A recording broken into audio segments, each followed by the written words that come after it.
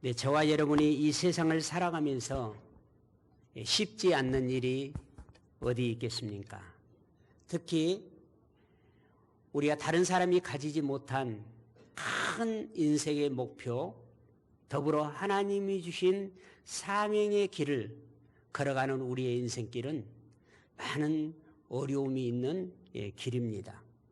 그러나 사도 바울이 그 어렵고 험난한 길을 능히 하나님을 의지하고 이기며 갈 수 있었던 것은 하나님이 나를 어떻게 사용하시기 위해서 부르심의 사명의 확고함을 가지고 있었기 때문입니다.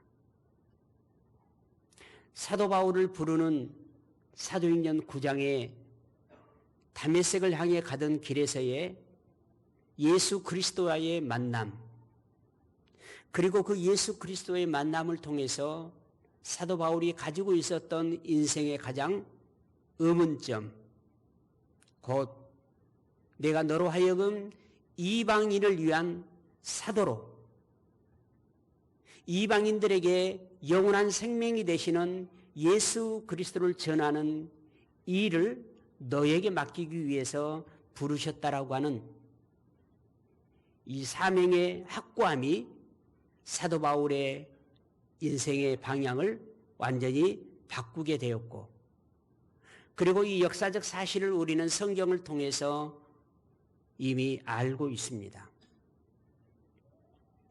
저와 여러분도 하나님께서 부르신 부름에 분명한 목적이 있을 것입니다. 그리고 그 목적을 우리가 예수 그리스도를 인격적으로 만나는 그 순간 하나님께서 여러분에게 말씀하셨을 것입니다. 창세 전부터 내가 너를 택정하여 이러한 인생의 삶을 살도록, 이러한 가치가 있는 그런 일을 하며 살도록 내가 너를 부르셨다라고 하는 하나님의 소명과 그리고 우리에게 주신 하나님의 사명을 분명히 하나님께서 말씀을 하셨을 것입니다. 그러나 그 말씀을 중요하게 생각하지 아니하고 그 말씀, 나의 부르심의 사명을 저버리고 살아가는 그리스도인이 있는가 하면 그 사명을 다시 한번 추스리고 다시 한번 추스리고 다시 한번 추스리면서 내게 부여해 주신 하나님이 내게 주신 사명의 그 길을 가기 위하여 험난한 인생길, 그리고 내게 주어진 삶의 순간순간을 최선을 다해서 살아가는 사랑하는 성도들도 이 안에 계실 줄로 믿습니다.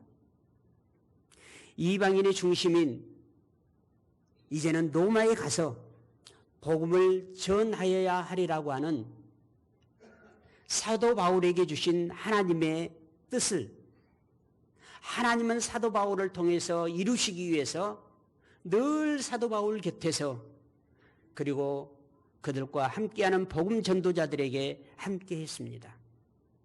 또한 바울 역시 하나님께서 사도행전 23장 11절에 그날 밤에 주께서 바울 곁에 서서 말씀하셨다.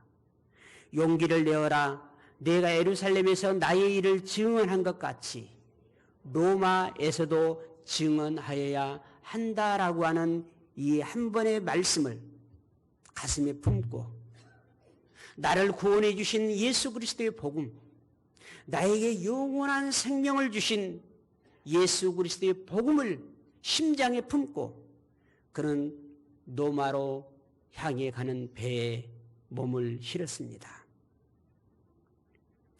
분명히 하나님의 뜻에 순종하며 하나님이 세우신 계획된 그 일을 이루기 위해서 가는 길이지만 바울이 로마로 가는 길은 순탄하지 않았습니다.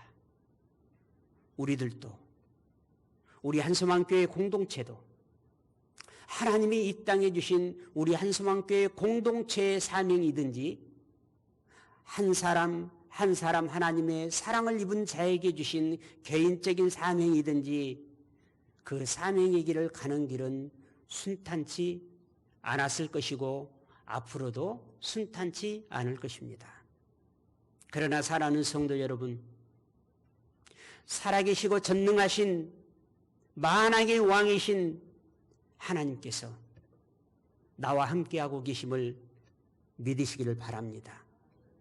그리고 내게 일어나는 모든 일과 내가 만나는 모든 사람의 순간순간에는 다 하나님의 뜻이 그 안에 있음을 기억하시기를 바랍니다. 비록 제수의 신분으로 로마로 향해 가는 무역선에 몸을 싣고 가다가 큰 풍랑을 만났습니다. 그러나 그 어려운 상황 속에서도 바울은 하나님의 약속을 신뢰하며 그 기회를 하나님의 복음을 전하는 기회로 삼았습니다. 성경의 사람들은, 하나님을 진짜 만난 사람들은, 예수 그리스도를 영접한 사람들은 성경에 보면 다들 그렇게 살았더라고요.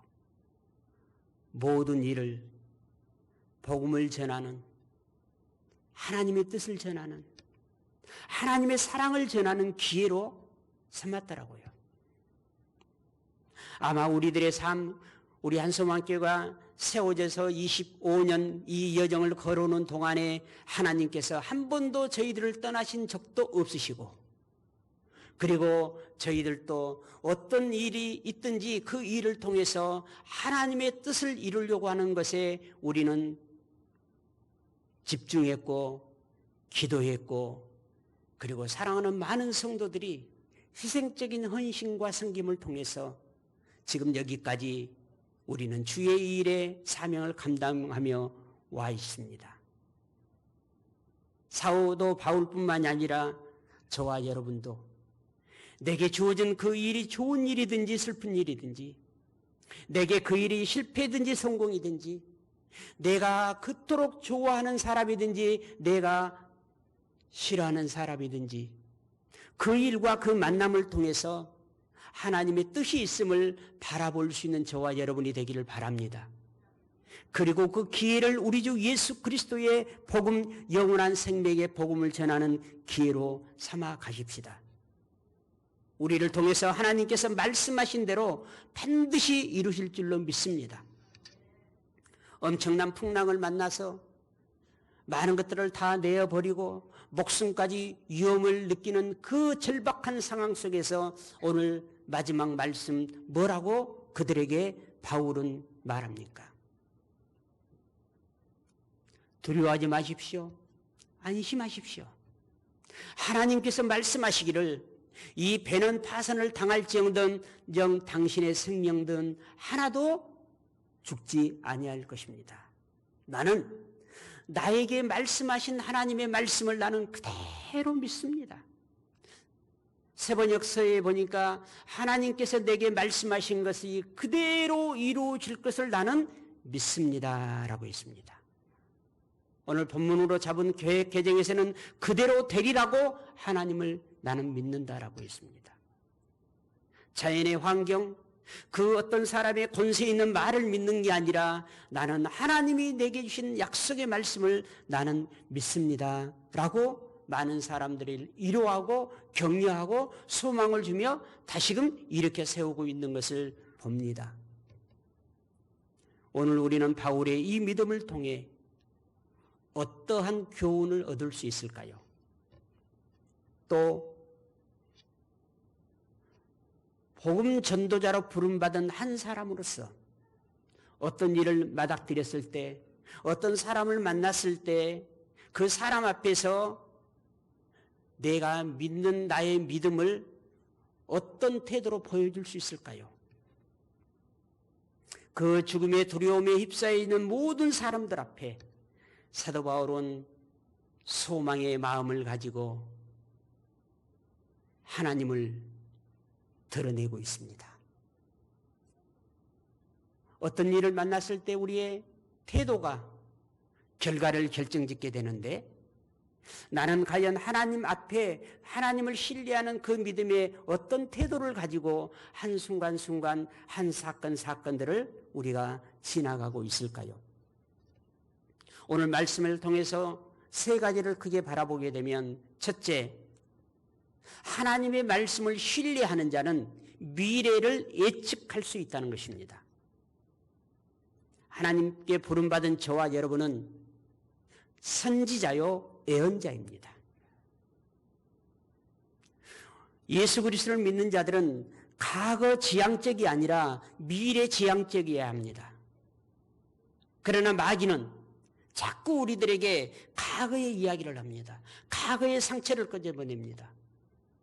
그래서 여러분, 하나님께서 주시는 약속을 신뢰하는 사람은 그 입술을 통해서 미래를 이야기합니다. 하나님이 이루실 그 소망의 부활의 기쁨을 이야기합니다. 저 하나님의 나라의 천국의 영생의 기쁨을 이야기합니다. 그러나 하나님의 말씀을 신뢰하지 못한 사람은 자꾸 과거의 이야기를 합니다. 상처받은 이야기, 실패하는 이야기, 좌절했던 이야기, 험담하고 원망과 불평했던 이야기들을 늘어놓습니다. 여러분, 하나님께서 세세 무궁토록 살아계심을 확신하시죠? 하나님은 우리가 그냥 언어적으로 이성적으로 그냥 하나님은 영원하신 분이다라고 이렇게 말할 뿐이지, 그 영원하신 분, 그 영원의 세계에 대해서 우리 인간의 지식으로는 측량할 수가 없습니다. 하나님은 살아계십니다. 하나님은 무소부재하십니다. 하나님은 그 어느 곳에든지 계시지 않는 곳이 없습니다. 그 하나님을 여러분 신뢰하신다면 이제 우리는 미래를 바라보십시다. 미래를 예측할 수 있어야 됩니다. 내 삶의 마지막 하나님 앞에 섰을 때 나의 모습이 어떻게 설 수 있을 것인가를 미리 바라볼 수 있어야 됩니다. 오늘 9절에서 11절 말씀 속에서 10절을 보게 되면, 말하되 여러분이여 내가 보니 이번 항해가 하물과 배만 아니라 우리 생명에도 타격과 많은 손해를 끼치리라고 바울이 이야기했습니다. 지금 하나님께서 우리들에게 이러한 어려운 환경이 우리에게 주어진다는 것, 이런 미래가 주어진다는 것을 우리에게 말씀하셨다라고 바울이 배가 출항한 후에 얼마 지나지 않아서 위험이 있다는 것을 예고했습니다. 그런데 그 배가 운행하는데 정치적인, 권세적인 가장 큰 힘을 가지고 있었던 그 결정권자가 백부장이었습니다. 그런데 11절에 보게 되면 백부장이 선장과 선주의 말을 누구의 말보다? 바울의 말보다 더 믿더라라고 했습니다. 바울은 성령의 인도하심을 받아 이 항해가 위험하다는 것을 알았고, 그것을 그 배에 타고 있는 모든 사람에게 알리고 특히 결정권자인 백부장에게 그 말을 했습니다. 그러나 백부장은 이 배 항해에 누가 전문가입니까? 선장이 전문가죠. 그리고 그 배를 임대한 선주가, 그 배의 주인이 더 강력한 결정권을 가지고 있다고 생각하고 백부장이 아마 그 선장과 선주에게 물었을 거예요. 지금은 어떻습니까? 바다가 잔잔하지만 얼마 되지 않아 큰 풍랑이 온다는 것을 바울이 이야기했을 때 이 선장과 선주는 지금 현실 눈앞에 있는 것만 직관적으로 보고 지금 항해하지 아니하면 경제적으로 큰 손해가 있다라고 하는 것만 보았을 거예요. 작은 것, 협소한 것만 보고 있었던 것이죠. 그리고 백부장 또한 우리 일반적인 상식의 선에서 항해하는 것에는 선장이 전문가지 저 바울이 전문가일 수 없다라고 생각하고 전문가의 말을 들었습니다. 우리도 일상을 살아가면서 이러한 일들이 우리에게 허다하게 일어날 수 있습니다. 분명히 기도의 사람, 성령의 사람, 하나님의 사람, 선지자, 예언자가 어떤 미래에 대해서 예측을 하는데 지금 내가 살고 있는 현실과 조금 동떨어진 이야기를 합니다. 그러면 우리는 누구의 말을 듣겠습니까? 현실을 바라보고 그 분야의 전문성을 가지고 있는 한 사람의 말을 들을 것입니다. 한번 따라서 하시면 좋겠습니다. 결정적 순간에 누구의 말을 듣느냐가 나의 미래를 결정한다. 우리가 보편적으로 일반적인 상식으로는 그 분야의 전문가의 말을 들어야 되죠. 그런데 우리가 간과한 것이 있습니다. 이 우주 만물의 운행자가 누구십니까? 한 그 분야의 전문가인 사람입니까? 하나님이십니까?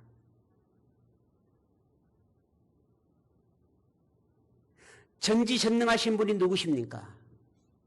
욥기 38장 이후에 욥기에게 하나님께서 말씀하실 그런 말씀들, 내가 이 땅에 기초를 세웠을 때 너는 어디 있었느냐라고 하는 이런 천재 만물의 우주를 다 보면, 그래서 천재학자들이 욥기서를 읽으면 많은 사람들이 하나님을 믿게 된답니다. 사랑하는 성도 여러분, 결정적 순간에 우리는 그 분야의 전문가의 말을 신뢰하고 듣습니다. 하나님 앞에 기도하고 우주 만물의 통치자가 되시는 운행자가 되시는 하나님 앞에 기도하고 지금은 잔잔하지만 얼마 후에 풍랑이 일어날 것인가를 알고 계시는 하나님께 묻지 않고 우리는 결정합니다. 우리의 삶 속에서도 하나님의 말씀을 신뢰하는 자는 영적인 분별력을 가지고 미래를 예측하며 위험을 피할 수 있게 되는 것입니다. 그래서 그것이 피해지도록 기도의 자리에 나오게 되는 것이죠. 세상에 속한 자는 하나님의 말씀보다 인간적인 판단을 우선시합니다. 그러나 우리는 바울처럼 하나님의 뜻을 먼저 구하는 저와 여러분이 되어지시기를 축복합니다. 우리는 어떤 일이 있을 때 전문가의 말을 듣고 따르는 것이 당연하다고 생각하고 그의 말을 듣지만 하나님께서 내게 주시는 말씀과 감동을 듣고 따르는 것에는 익숙해져 있지 않은 사람들이 많이 있습니다. 그러나 이제 우리 모세가 그러했듯이 어떤 일이 있으면 하나님을 찾고 하나님께 묻고 하나님이 주시는 그 말씀에 순종함으로 기적을 일으키는 우리 교회 공동체가 되십시다. 기적을 말하고 기적을 일으키는 사랑하는 성도 여러분들이 되십시다. 세상의 전문가를 찾고 그 전문가의 말을 듣고 따르는 것보다는 하나님의 말씀과 하나님께 주시는 감동, 그리고 그 어떤 선지자의 말을 듣고 따르는 것에 익숙해지는 저와 여러분이 되시기를 바랍니다. 두 번째로, 풍랑을 만났을 때도 그는 하나님을 신뢰했습니다. 바울의 경고를 무시하고 출항한 후 얼마 지나지 않아 큰 그 지중해 연안의 부는 유라굴라가 닥쳐왔습니다. 우리가 살고 있는 이 태평양 근양에 나오는 걸 우리는 태풍이라고 부릅니다. 그 지중해 연안에서 태풍과 같은 큰 소용돌이를 치는 이 바람이 부는 것을 유라굴로라고 그랬습니다. 14절에 얼마 안 돼요. 섬 가운데로부터 유라굴로라는 강풍이 크게 일어나니, 자, 전혀 예측하지 못했는 강풍이 불음으로 말미암아 배는 포류하게 되었고 사람들은 살 희망조차도 점점 잃어가고 있습니다. 20절에 여러 날 동안 해도 별도 보이지 아니하고 큰 풍랑이 그대로 있음에 무엇까지 없어졌어요? 구원의 여망마저 없어졌더라. 이제 온갖 지혜와 온갖 방법과 온갖 힘을 다해서 그 풍랑에서 벗어나려고 했지만 되지 않으니까 이제는 자포자기한 절망의 상태였는데, 그때 하나님의 은혜를 입은 하나님의 사람이 필요한 것입니다. 그 온 배에 있는 모든 사람들이 절망 가운데 있었을 때 한 사람 누구죠? 바울만큼은 절망하지 않았습니다. 여러분, 이 세상의 모든 사람들이 절망하고 자포자기하는 그 순간에도 여러분 한 사람만큼은 절망하지 않기를 바랍니다. 여러분의 가정의 그 어떤 상황 속에서도 절망하지 아니하는 그 한 사람이 여러분이 되시기를 바랍니다. 우리 한소망 공동체가 아무리 힘들고 어려워도 절망하지 아니하는 그 한 사람 여러분이 되시기를 바랍니다. 지금 우리나라의 정치적인 혼돈으로 인해서 경제가 굉장히 힘듭니다. 그럼에도 불구하고 우리는 절망보다는 희망을 말할 수 있는 그 한 사람이 되기를 바랍니다. 그러면 사도 바울은 이 절망의 순간에 모든 사람들이 구원의 여망마저 없다고 자포자기해버리는 이 순간에 바울은 왜 절망하지 아니하고 여기에서 소망을 이야기할 수 있었을까요? 오늘 본문 말씀, 하나님께서 나에게 말씀하신 그 약속의 말씀대로 그대로 되리라고 바울은 믿고 있었기 때문입니다. 하나님을 신뢰하고 있었기 때문입니다. 신앙생활이 무엇입니까?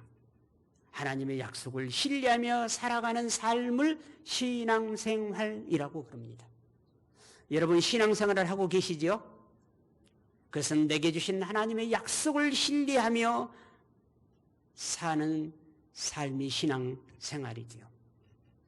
사도 바울은 절망의 순간에 하나님의 약속, 자기에게 주신, 자기 개인에게 준 약속임에도 불구하고 내가 있기 때문에 하나님은 이 배를 침몰케 하지 아니하실 것이라고 하는 확신을 가지고, 이 확신이 자기 안에만 머물러 있는 게 아니라 그 배 안에 있는 모든 사람에게 소망을 주는 확신이 되었습니다. 우리도 인생을 살다 보면 풍랑을 만날 때가 있습니다. 그때 우리는 세상 사람들처럼 낙심할 것이 아니라 바울처럼 하나님의 약속의 말씀을 붙잡고 믿음으로 그들에게 소망을 이야기할 수 있는 우리 생명의 나팔수가 되어야 될 줄로 믿습니다. 세 번째로, 하나님의 약속은 반드시 이루어진다는 사실입니다. 바울은 하나님께 주신 말씀을 사람들에게 전합니다. 풍랑으로 모든 것을 잃게 된 상황, 그 상황 속에 바울은 희망을 이야기합니다. 기쁜 소식, 복음을 이야기합니다. 어려움이 있기 때문에 바울의 말이 더욱 희망이 되는 것이죠. 배가 고프면 고플수록 양식이, 기쁜 소식이 되듯이 말이죠. 사명의 사람은 이처럼 어떤 상황에 있다 할지라도 흔들리지 아니하고 끝까지 하나님이 주신 약속의 말씀을 신뢰하고 믿음으로 나아가는 사람이 사명의 사람인 것입니다. 사명의 사람은 어떤 일을 만났을 때 도리어 그것을 복음의 기회로 삼는 자가 사명의 사람입니다. 25절에 그러므로 여러분이여 안심하라, 나는 내게 말씀하신 그대로 되리라고 하신 하나님을 믿는다는 겁니다. 하나님께서는 바울과 모든 사람을 반드시 살려주실 것이라는 약속하셨고 그 말씀이 그대로 이루어진다. 사도행전 23장에 말씀하셨던 노마에 가서 복음을 전하여야 하리라고 나는 하나님의 약속의 말씀을 나는 믿는다. 이 풍랑까지라도 우리의 한 사람 한 사람의 생명 모든 것들을 주관하신 분은 하나님이시라는 것을 믿음으로 그 배 안에 살고 타고 있는 그 한 사람도 예수를 알지 못한 사람들의 시선을 누구에게 일순간에 돌려줍니까? 그 시선을 하나님께로 돌려줬습니다. 절망 가운데 있는 그들의 일시적인 시선을 하나님께 돌려줬습니다. 여러분, 어렵고 힘든 사람은 지푸라기라도 잡는다라고 하는 그런 속담이 있는 것처럼 여러분 반드시 살다 보면 사람이 어려운 지탄에 빠질 때가 와요. 그때 여러분 그의 시선을, 그의 구원자가 예수 그리스도이심을, 하나님이심을 여러분 밝은 빛으로 비춰주시기를 바랍니다. 하나님의 나의 신 사명의 삶, 그 사명의 삶을 걸어가는 그 걸음걸음마다 나는 혼자가 아니라 하나님이 함께해 주심을 믿으십시오. 나에게 약속을 주신 하나님을 끝까지 신뢰하십시오. 약속을 주신 하나님을 신뢰하는 것, 그것이 바로 믿음입니다. 그리고 우리는 그 믿음으로 구원을 받는 것입니다. 우리도 복음을 전할 때 하나님의 약속을 확실히 신뢰하면서 복음이 필요한 그 한 사람에게 복음을 전하는 이 하나님의 사랑의 사도가 되어지기를 바랍니다. 세상의 논리나 어떤 인간적인 방법이 아니라 하나님의 약속의 말씀을 믿고 전할 때 그 말씀은 반드시 생명이 있는 씨앗이기 때문에 이루어진다는 사실을 기억하십시오. 오늘 우리는 본문 말씀을 통해서 세 가지의 교훈을 얻었습니다. 하나님의 말씀을 신뢰하는 자는 영적인 분별력을 가지고 된다는 것입니다. 또 하나님을 신뢰하는 자는 풍랑을 만났을 때도 하나님을 신뢰한다는 겁니다. 좋은 일이 있을 때만 신뢰하는 게 아니라 어려운 가운데서도 그 하나님을 신뢰한다는 것입니다. 그리고 마지막은 내게 주신 하나님의 약속은 반드시 이루어진다라고 하는 사실입니다. 바울은 절망적인 상황에서도 하나님을 믿었고 결국 하나님의 말씀대로 모든 사람이 그곳에서 생명을 잃지 않고 건짐을 받았습니다. 우리도 인생의 풍랑 속에서 나는 내게 말씀하신 그대로 되리라고 하나님을 믿노라고 고백하는 이 바울의 고백처럼 믿음의 삶의 믿음의 자리로 나아가십시다. 그리고 또 복음을 전할 때도 하나님께서 내게 주신 약속의 말씀을 확신하면서 전하는 믿음의 사람이 되어지기를 예수 그리스도의 이름으로 축복합니다.